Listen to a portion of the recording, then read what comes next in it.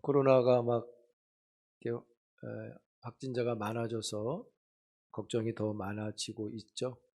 음, 최선을 다해서 교회도 예방하고 있습니다. 네, 여러분들도 안전하게 잘 예방을 이루어갈 수 있으면 좋겠고요.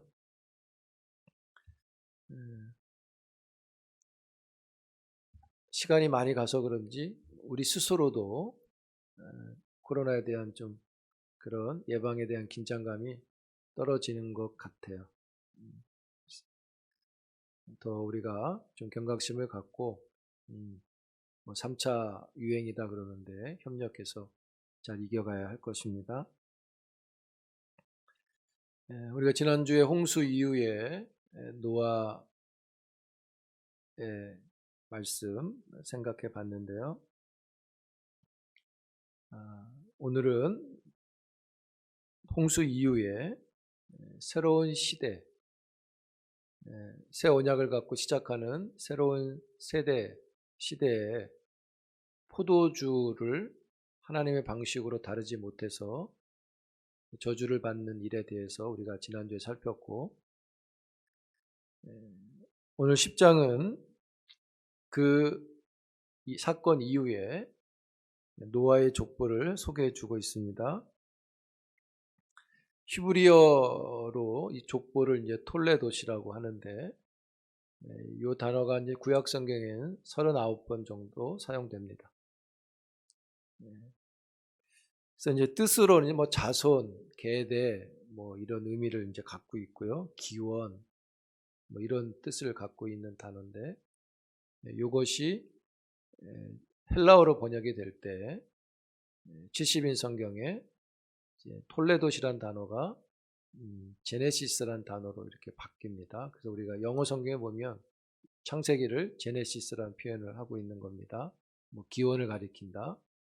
족보처럼 창조의 이런 역사들을 기술했다 이런 의미로 보실 수 있습니다. 오늘 10장은 새로운 언약을 갖고 시작한 세대의 어려움을 갖게 됐는데 그 세대가 어떻게 흩어져서 크게 확장되어서 온 세상으로 퍼져나가는지를 족보를 통해서 잘 보여줍니다. 여러분 5장 32절에 보시면 우리가 예전에 한번 봤죠? 5장 32절 보시면 족보가 끝나는 아담의 족보가 끝나는데 우리 한번 읽어볼까요? 5장 32절 다 같이 시작. 노아는 500세 된 후에 셈과 함과 야벳을 낳았더라. 그리고 끝났어요. 족보가. 그 500세에 셈과 함과 야벳을 낳고 600세에 홍수가 난 겁니다. 그리고 나서 홍수가 끝나고 홍수 이후에 다시 그 족보가 소개됐다고 보시면 됩니다. 5장 32절에 있었던 족보에 홍수라는 큰 사건이 있었고 10장 1절에서 노아의 아들 셈과 함과 야벳의 족보는 이렇다라고 다시 이어갑니다. 10장 1절에 보시면 여러분 족보의 그 순서가 셈과 함과 야벳이라고 이렇게 되어 있죠. 제가 지난 설교를 잠깐 모니터 했는데 제가 그 함을 셋째 아들이라고 얘기를 했더라고요. 둘째로 보시면 됩니다. 나이가 들어가서 이렇게 말이 헛나올 때가 있어요. 둘째로 보시면 순서대로 보시면 돼요.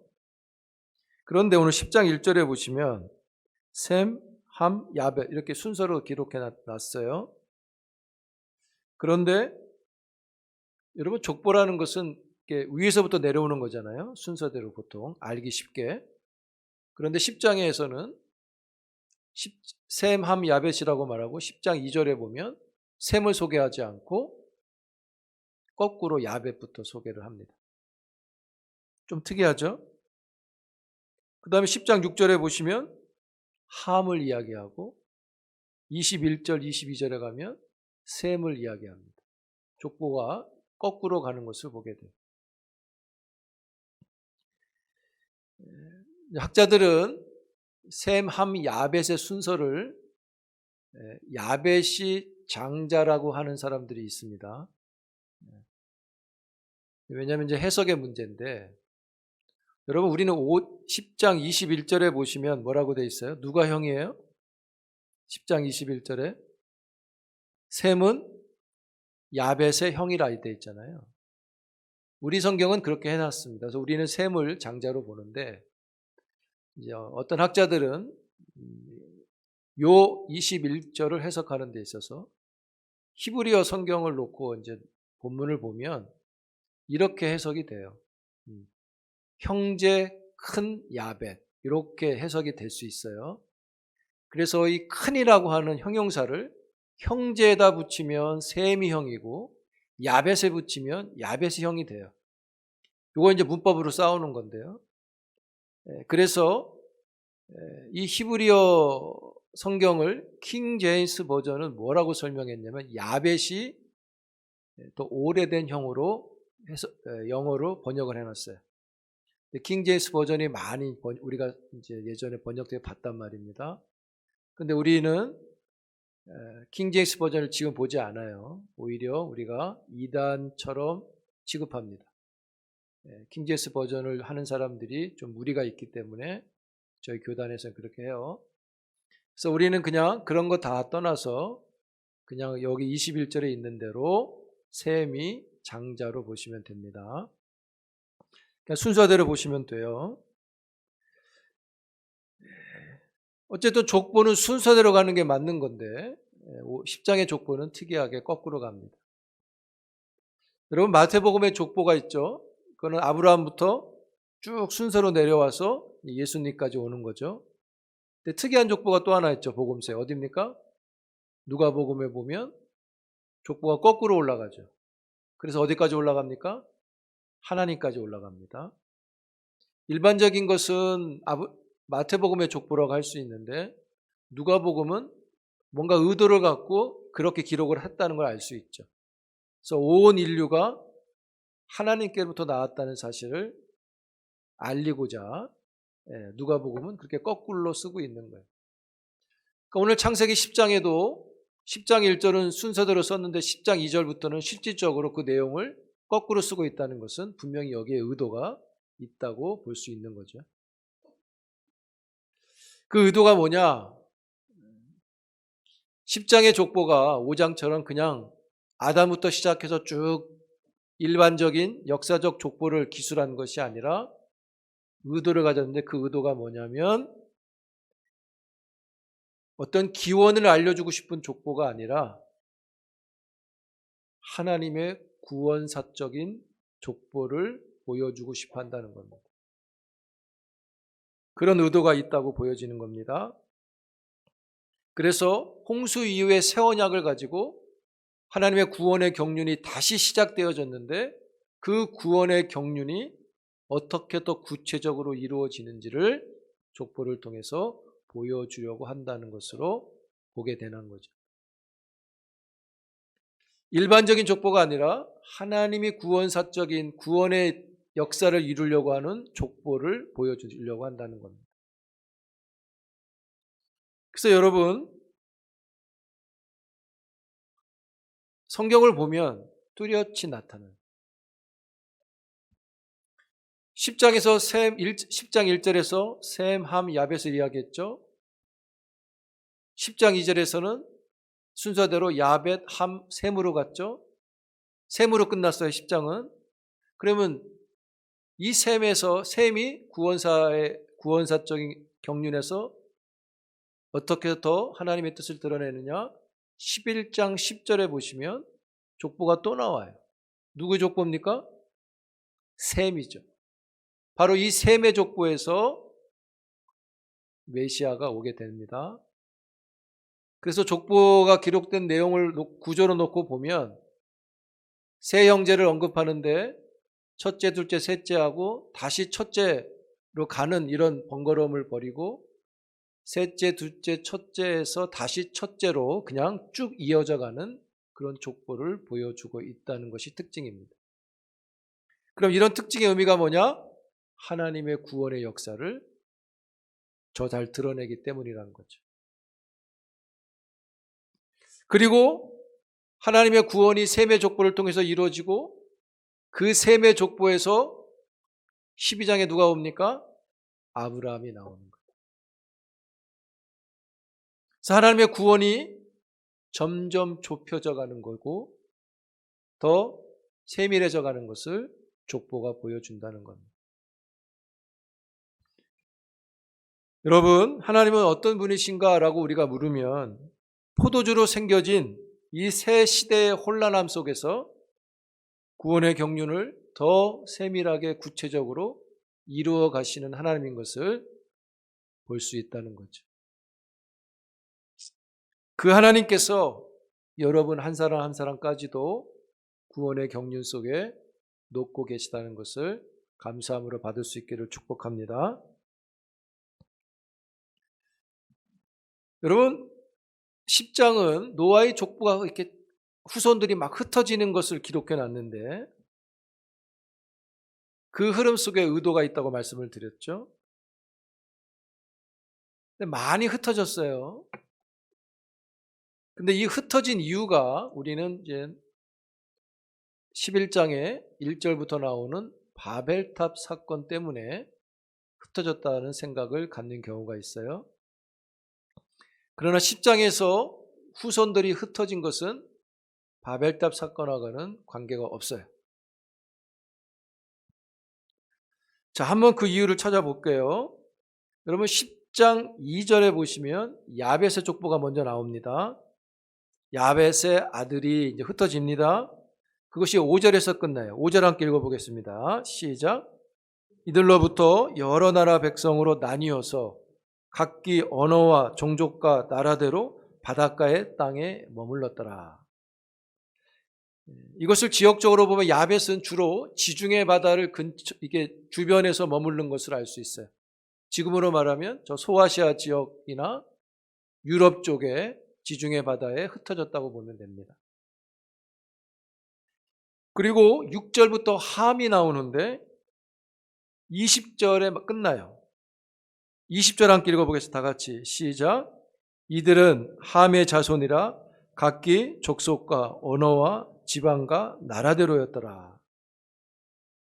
여기 지역으로 보면 미스라임과 가나와 구스와 드단과 시날 땅 바벨과 이런 지역들이 쭉 나오고 가나안 땅들이 나오는데요. 이것을 우리 지역으로 보면 아프리카와 중동 지역으로 보시면 됩니다. 이 미스라임이라는 것이 이제 애굽을 가리키는 이름으로 우리가 봤는데 어쨌든 그렇고요.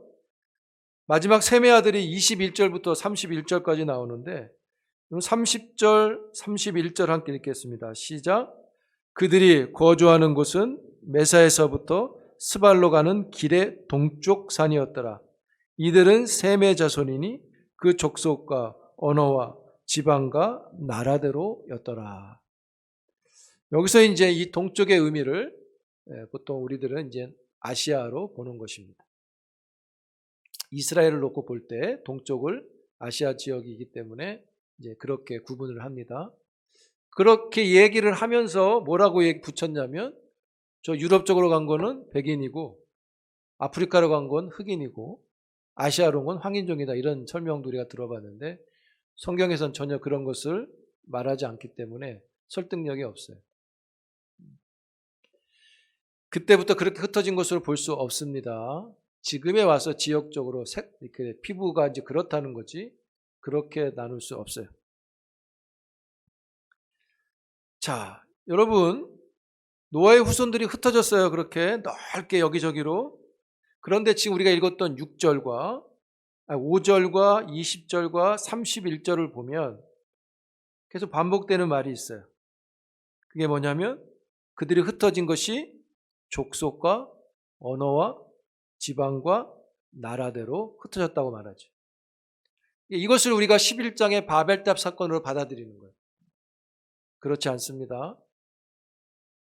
왜냐하면 10장에 여기 여러분 특별히 여기 나뉘었더라 이런 표현이 있잖아요. 이게 이제 파라드란 단어인데 이 단어는 강물이 낮은 곳으로 막 흘러가잖아요.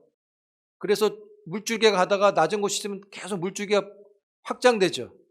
2개가 3개 되고 3개가 4개 되죠. 그냥 자연스럽게 물줄기가 만들어집니다. 낮은 곳이 있으면.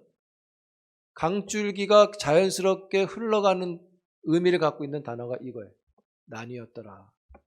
그러니까 세 아들들의 후손들은 그냥 자연스럽게 막 흩어진 거예요.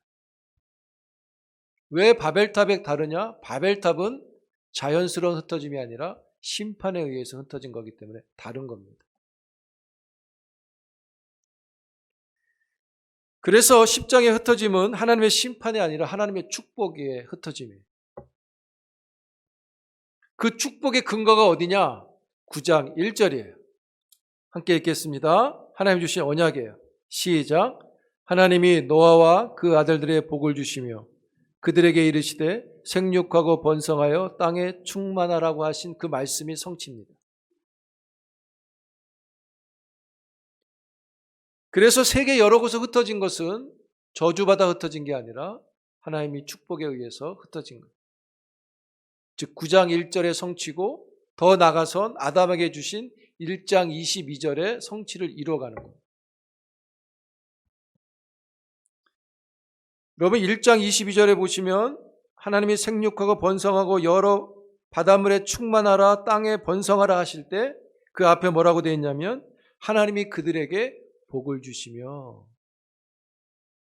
또 우리가 갖고 있는 성경 9장 1절에도 보시면 하나님이 노아와 그들에게 복을 주시며, 여러분 우리가 생육하고 번성하고 충만하기 위해서, 즉 우리의 생명력이 번성하려면 하나님이 복을 주셔야 되는 것임을 믿으시기 바랍니다.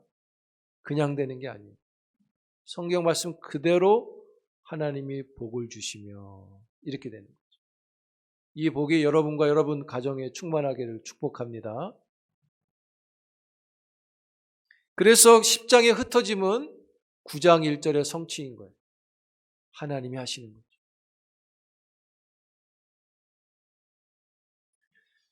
그러면서 이 10장의 족보에서 우리가 하나님의 메시지를 찾아낸다고 할 때 이게 그냥 계속 자손들의 후손을 소개하고 있기 때문에 참 어려움이 있죠.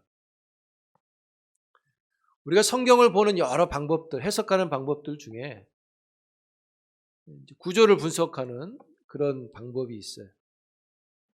저도 THM을 그걸로 논문을 썼는데 어떤 것들이 반복될 때 그 단어의 반복성이나 여러 가지 구조들의 틀을 놓고 분석을 해보는 건데요.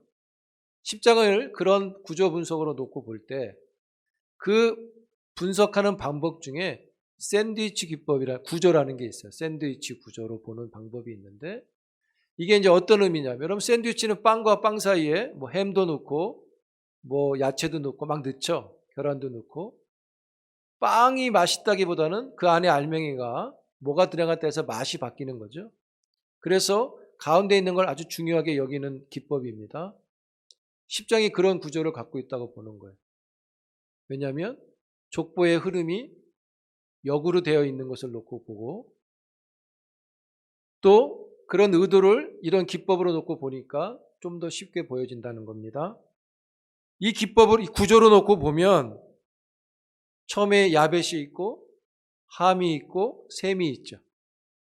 또 거꾸로 놔도 셈이 있고 함이 있고 야벳이 있고, 그래서 중간에 있는 함을 더 중요한 메시지로 보는 겁니다. 분량으로 놓고 봐도요, 야벳은 4절밖에 안 나와요. 함은 11절이 나오고, 셈은 11절이 나오고 함은 15절이 됩니다. 훨씬 함이 많아요. 여기에 의도가 있다고 보는 거예요. 그래서 이것이 함이 더 중요한 메시지로 살펴보는 겁니다. 그럼 이런 구조를 놓고 볼 때 10장이 말하려고 하는 의도는 뭐냐? 여러분 족보를 쭉 보면 함에 대해서는 굉장히 자세하게 설명해요. 그 확장되는, 흩어지는 걸 되게 많이 설명합니다. 여러분 9장 10장 6절에 보면 함의 아들은 구스와 미스라임과 이런 게 나오죠. 그리고 가나안도 있고, 이 구스에서 함의 아들 구스의 후손이 8절에 니므롯이라고 소개하죠. 이 니므롯이 세계를 정복하는 사람이에요. 힘으로.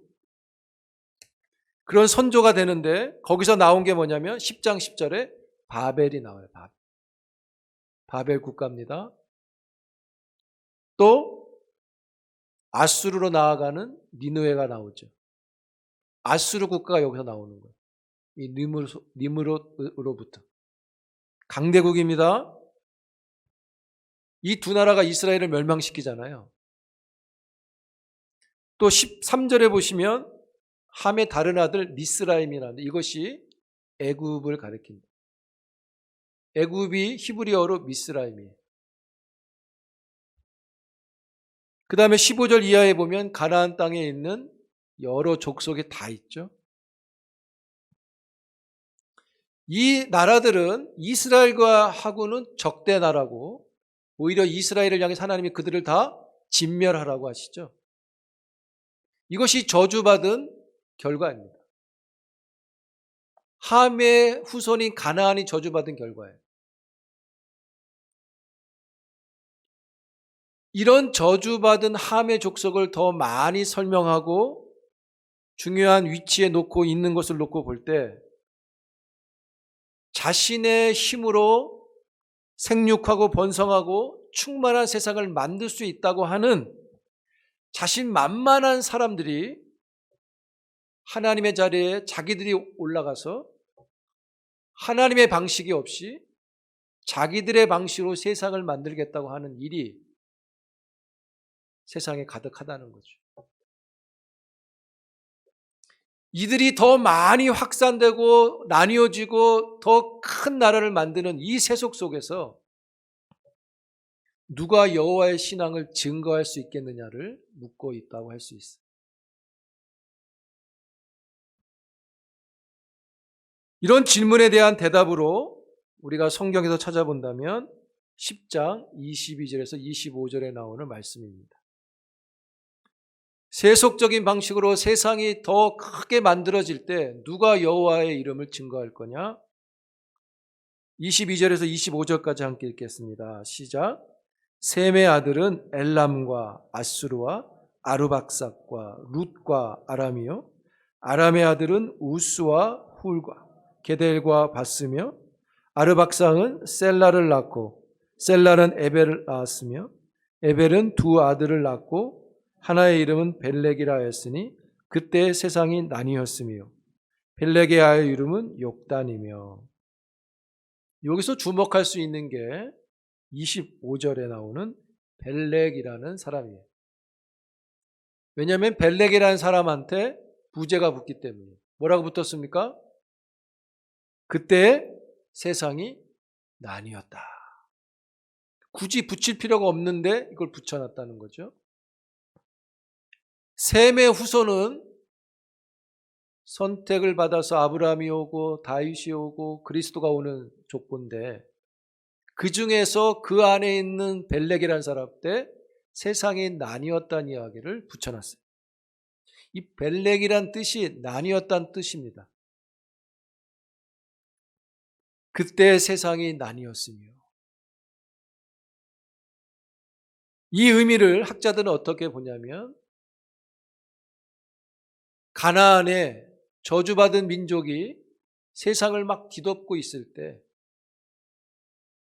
벨렉의 시대에 하나님의 나라의 방식을 갖는 사람들의 좀 더 선명하게 나누어졌다라고 보는 겁니다.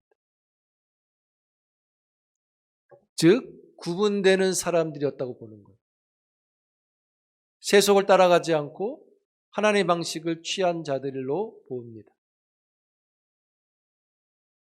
그들이 가득한 가나안의 족속에 가득한 그 세상 속에 그 세상으로부터 나뉘어진 사람이라고 보는 거예요. 즉 이때부터 하나님의 구원의 경륜은 더 구체적으로 나타난다고 보는 겁니다. 그래서 이 이유로 성경은 그런 이야기를 하는 거죠. 우리가 본 대로 10장 이하의 쭉 11장의 내용을 보면 이제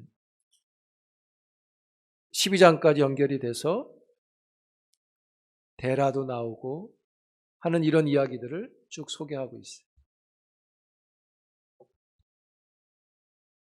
그들이 어떻게 나눠졌느냐를 살피는 게 아니라 세상과는 다른 구분이 있었다고 보는 것입니다. 가나안의 족속, 함의 족속이 세상에 흩어져서 힘을 발휘할 때 하나님의 방식으로 나뉘어진 사람들이 필요한 것이죠. 그래서 구별성을 둔 것으로 보고 있어요. 여러분, 창세기 10장은 세속화된 세상을 강조합니다. 함의 족속을. 11장은 그러한 세상 속에서 하나님의 축복을 이끌어낼 자가 있다는 것을 10장 25절의 벨렉을 통해서 소개하는데, 축복을 이끌어낼 자가 누구냐? 세상으로부터 나뉘어진 자, 구분되어진 자. 그리고 그 사람이 누구냐? 하나님의 선택을 받은 12장의 아브라함으로 나가는 것이죠.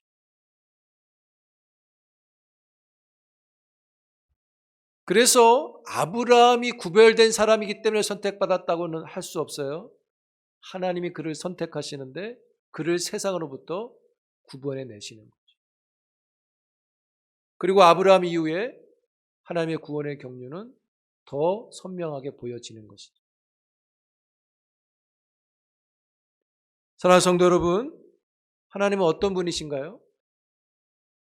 세상에 저주받은 이들이 더 활발하고 번창하고 충만하게 되는 것 같아도요, 인류의 역사는 하나님의 뜻 안에서 하나님의 사람을 통해 이루어 가시는 것을 믿을 수 있기를 축복합니다.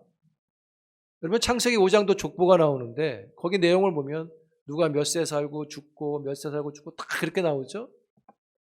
다 900살, 950살, 70, 다 살아도 어떻게 돼요? 결론은 죽었더라. 근데 그 중에 살았더라가 한 명 있잖아요. 누굽니까? 에녹이죠. 죽는 것 속에 사는 사람이 있어요. 하나님과 함께하는 자는.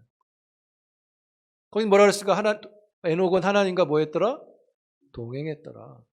10장에서는 벨렉이 하나님과 동행한 거예요. 세상과 나뉘어졌으니까.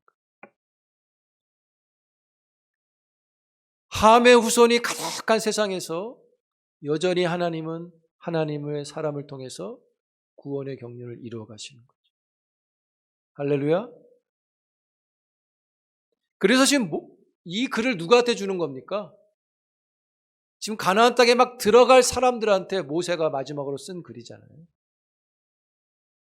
너희들은 분명히 알라는 거죠. 저 땅에 들어가면 어마어마한 게 눈에 들어올 텐데 그것이 아니라는 거죠. 하나님의 방식으로 사는 것을 취하라는 거죠. 여러분, 인류의 역사가 세속적으로 번성합니다.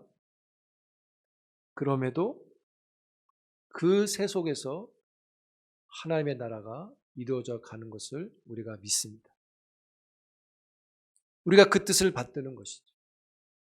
우리가 이 세속 가운데서 세속의 방식을 우리에게 유혹으로 오지만 계속해서 포도주를 다름에 있어서 하나님의 방식을 취해 가는 것입니다. 그게 사는 겁니다. 죽는 게 아니라 그게 사는 거예요. 믿습니까? 용기가 필요한 거죠. 노아도 역시 그 세속 가운데 하나님의 의인으로 인정받고 구원이라는 방주를 받잖아요.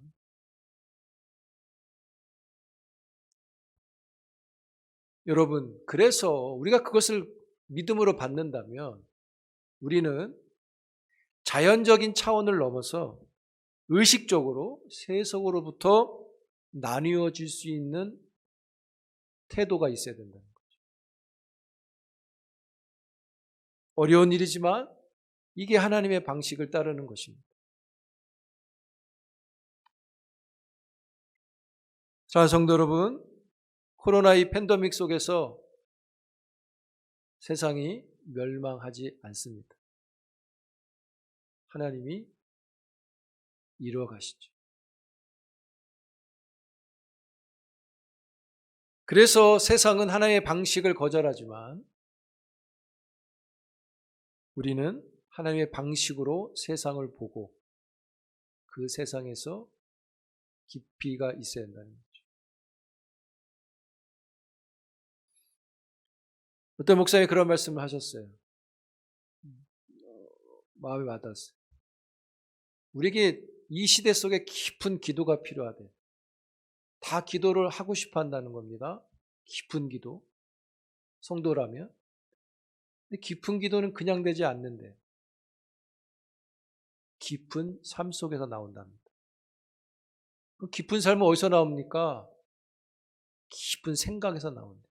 그 생각이 뭡니까? 그랬더니 이 세상에서 하는 우리의 방식이, 우리의 태도가 하나님 앞에 어떤지를 생각하는 그 생각이다. 그것이 돼야 결과적으로 깊은 기도가 있고 깊은 기도 속에 하나님의 위로와 역사가 있다고 말씀하십니다. 참 우리가 분주하고 바쁘고 또 위험으로부터 우리를 지켜야 되고 하는 여러 일들 속에서 점점 하나님의 방식들을 잃어갈 수 있음을 생각해 보게 됩니다. 사랑하는 성도 여러분, 오늘 본문이 족보가 보여주듯이 함과 가나안이 더 세력이 커져도